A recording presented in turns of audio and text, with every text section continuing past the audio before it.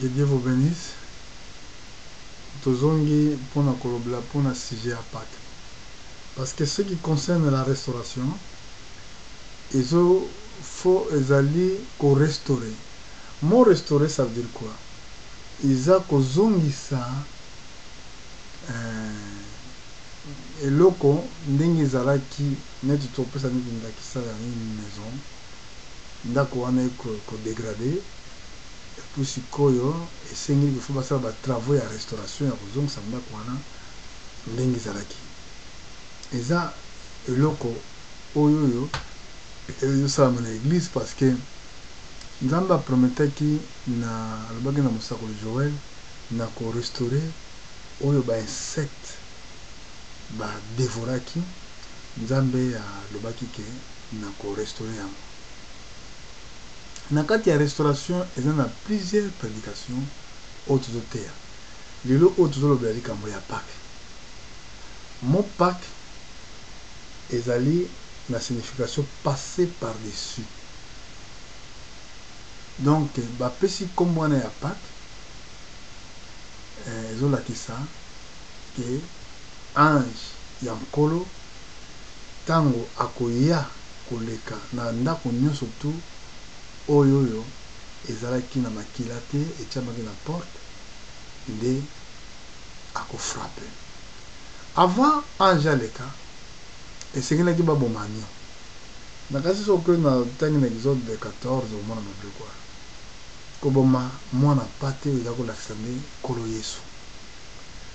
nzambe atindaki ke mwana pate wana fo balia ye me ezalaki na bacondition fo balia ye ya kotelema na kamba na loketo na sapato na makolo balia ye azala roti ya kotumba na biloko ya kati kolia na basabo babaka eloko te.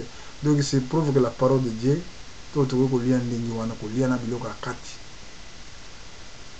parce que bazalaki prêt po bakende mais fu balia yango banda de soir na kati ya de soir elingi koloba ntango tozokoma déjà na 23h mpona kobanda minuit ekomi soir mosusu likolo ya soir mosusu de soir leki ya jour elingi kobanda na jour ezosila eke makila wana batia yango na chaque porte na chaque leton parce que ange ya mort akoleka na Égypte na butu wana ange ya mort ntango akoleka ndako nyonso akokuta keza na makila te akofrape. Ezali na grand mystère mpona nini nzambe asalaki ndenge wana mais tout ça eza kosymbolize image ya Jésus Christ. eza kosymbolize image ya Jésus Christ ye nde notre Pâques. Apôtre Paul akomi yango na Corinthiens. Jésus Christ notre Pâques a été immolé na livre ya Corinthiens. siko Pâques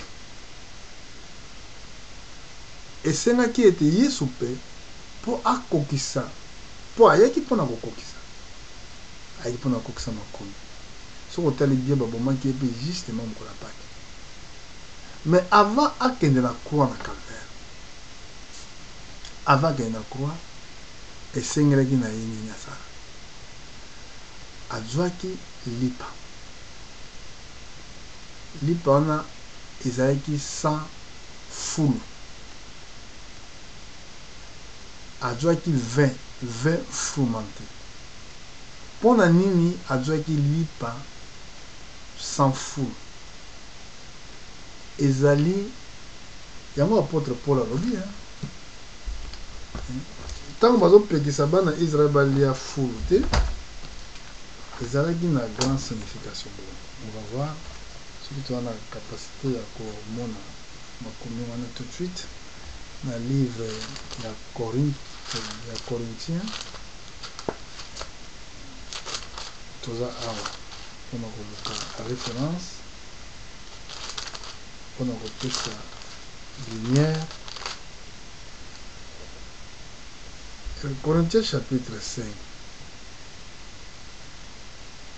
elobi boye c'est bien. À tort que vous vous glorifiez, ne savez-vous pas qu'un peu de levain fait élever toute la pâte, fait disparaître les vieux levains, afin que vous soyez une pâte nouvelle, puisque vous êtes sans levain, car Christ notre Pâque a été immolé. Célébrons donc la fête, nous avec du vieux levain, non avec une levain de malice, de méchanceté, mais avec le pain sans levain de la pureté et de la vérité. Awa, apôtre Paul, azolatisa tina ya levain. Lipa na nzambe azwaki batiaki lipa oyo pate oyo batie fulu te evimbaka te, ekovimba jamais. Kovimba ezali tipi ya orgueil, komimatisa, kozanga komikitisa, yango nde babengaka levain, moto avumba. Mais nzambe aza na nature wana te. La nature de Dieu, Dieu ne change pas. Bon, tant qu'on va dire 20, total, on va 20 formatés. Tant on va dire 20, bah, Dieu qui 20 formatés, dans le sens que, ezali, ma sanga oyo, et qu'on tient même 200 ans dans ma belé, et bébate. Ezali, on a maquillé na Yesu, ndenge sopanaki na ngomba na Golgotha ti lelo eza na makasi puissance ya kolimbisa masumu, ya kopetela masumu. Yango wana bazwaki babiloko wana basembolizaki makila ya Yesu. Mais okoki kozwa biskuit te mpo osala yango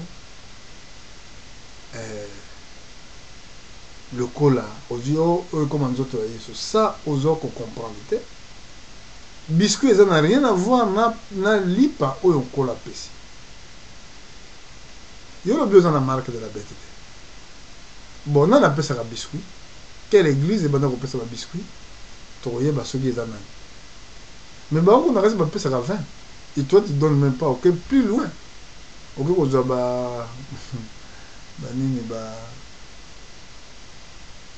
n'habite sur le benga on ba grenadine etc.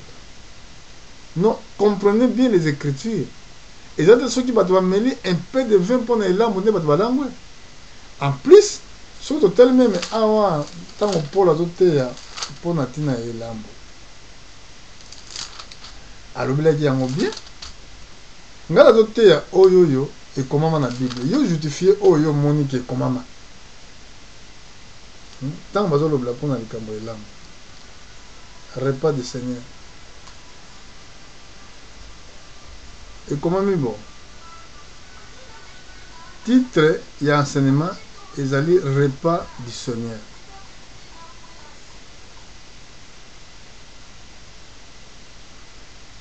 Bon. Natala ndengi bakomia. So bana kotanga na chapitre 7, tina verset 20, obio okando kitana C, okomona ke Paul azali kopamela bandeko o bazali kozwa 20 lokola eloko moko ya koya na église mpona kolia elambo mpo balangwa. De ningo bakezaki 20 moko ezalaki na alcool. Ezalaki na alcool. Donc pourquoi 20 fomenté? Parce que ezali boisson moko oyo ebebaka te, yango eza kotypifie corps ya Christ. Awa lobi boy. Na chapitre verset 23, car j'ai reçu du Seigneur ce que je vous enseigne. Donc, à côté de Oya Yemoko, mais à côté de Oya Djoki pas encore, c'est que le Seigneur Jésus, dans la nuit où il fut livré, prit le pain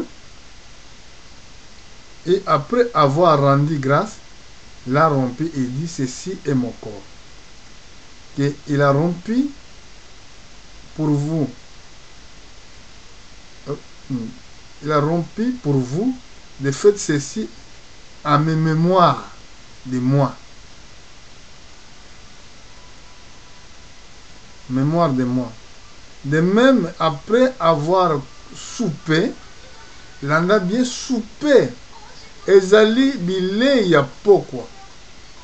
Il a pris le coupe. Il dit, cette coupe est une nouvelle alliance. Et une nouvelle alliance. Et mon sang. Faites ceci en mémoire de moi. En mémoire de moi. Toutefois que vous les boirez. Toutefois que vous boirez. Car toutes les fois que vous mangez ce pain et que vous buvez cette coupe, vous annoncez la mort du Seigneur jusqu'à ce qu'il vienne. Awa tomoni oyo Paul adwaki epa nkolo ndepe yango apesi kati na église ya Dieu vivant. Voilà oyo babengi elambo. Mais réellement na domaine spirituel ezolakisa nini elambo. Donc wana Yesu amanisaki asalaki ndengo ablakisaki mpo na mémoire na ye.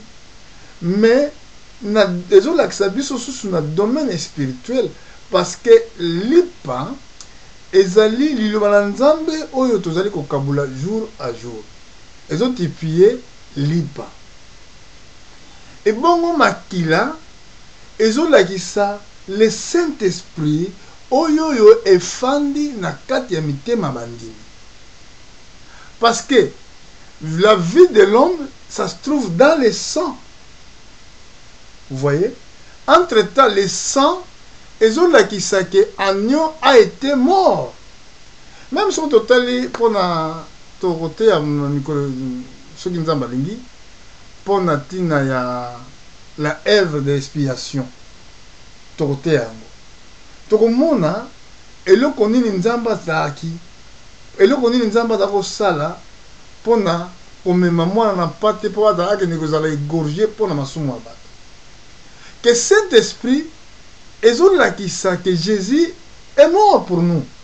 Yango nde ezali elembo kolakisa que akufaki mpe asekwaki aza na bomoi. Na Ephésiens chapitre 1 Bible elobi ndenge wana.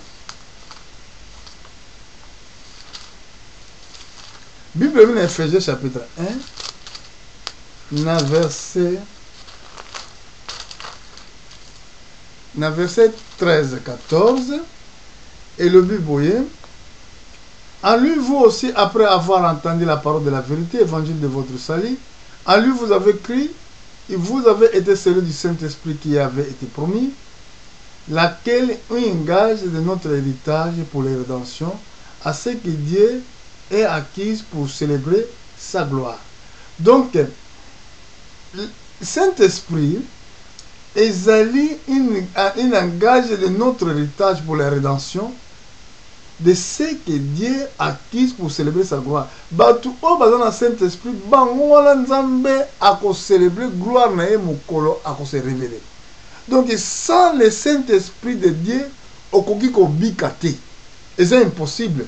Yango wana image ya Pâques que tango ndako nyonso tu tango ya koleka. Ndako nyonso tu oyo kozana makila te ako frapper. Donc ndako nyonso tu oyo ezana esprit ya Nzambe te ako frapper parce que Paul alobi ndenge na Romain. Na Romain na chapitre je crois 8 na kosuka wana chapitre 8 elobi boy.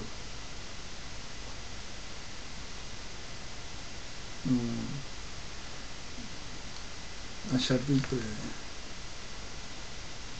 dans verset 11 babi dans chapitre 8. Or ceux qui vivent selon la chair ne sauront plaire à Dieu. Pour vous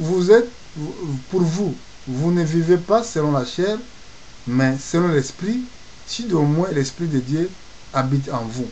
Si quelqu'un qui n'a pas l'esprit de Christ ne lui appartient pas. Et si Christ est en vous, le corps est vrai, est mort à cause du péché, mais l'esprit vit à cause de justice. Et si l'esprit de celui qui a ressuscité Jésus-Christ entre les morts habite en vous, celui qui a ressuscité Christ entre les morts rendra aussi la vie à vos corps mortels par son esprit qui habite en vous.